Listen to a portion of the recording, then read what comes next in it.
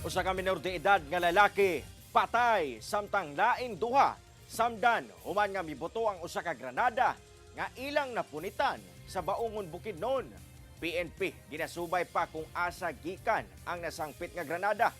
Aniya ang akong report. Patay na diyang nadala sa ospital ang usa ka lalaking minor de edad nga residente sa Purok 5 Barangay Balintad, Baungon Bukidnon. Human nga aksidenteng nabuthan og granada pasado alas 2 sa hapon adlong Biyernes. Base sa PNP, nataho kini kanila mag alas 5 na sa hapon sa susamang adlaw.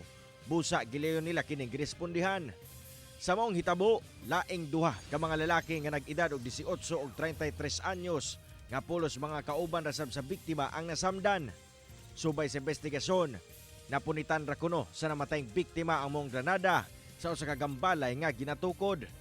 Nagtuo kuno nga usa ka treasure ang napunitan, hinungdan nga gigamitan og grinder aron buakon hangtod nga mibuto. Allegedly sir, napagkamalan nila na treasure tong kanya, napulot nila. I-grind ng mga biktima sir.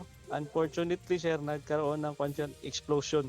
May gawa sa investigasyon sa Regional Explosives Ordnance Disposal and K9 Unit Bukidnon nga usa ka 40mm grenade ammunition ang mibuto nga sagad ginagamit isip bala sa M203 o M79 grenade launcher. Ginasubay pa sa PNP ang palibot sa lugar sa nitabuan aron masuta kung kinsa ang tag-iya sa maong granada. Sige pa kanya, kandak na investigate.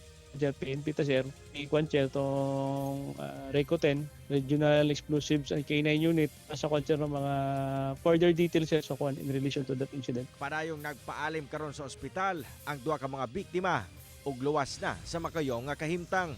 Pag di ka pamilyar sa mga kwancher, out of curiosity sir, bawal talaga na siya i-kwancher, i-pokpoko ng martilyo, i-grind, sunugon, maka tendency sir mag-explode dire-diretso sir. Cyril Chavez, 1 Mindanao.